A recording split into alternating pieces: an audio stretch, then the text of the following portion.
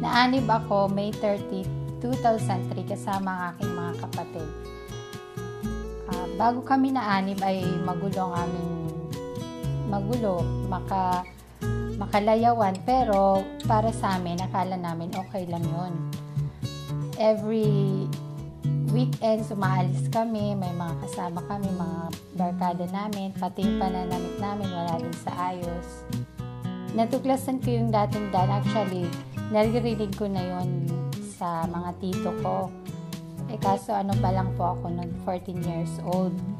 Tapos nanonood kami, minsan yung tatay ko nanonood siya.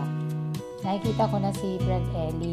Natuklasan ko yung talagang totally na nakinig kami kay Brad Ellie nung maanib yung kapatid kong lalaki. Nanyayahan niya kami makinig ng Bible study. Malaki po, napakalaki po nang nabago sa buhay ko kasi nung naririnig namin si Brad Ellie habang nagdudoktrina, parang nahihiya kami sa sarili namin. Tapos, hindi kami makapagsalita kasi tama lahat ng sinasabi niya. Ang message ko po sa mga naninira kay Brother Ellie, bago po kayo humusga sa isang tao, kilalanin niyo po muna at alamin niyo po muna ang kanyang mga sinasabi.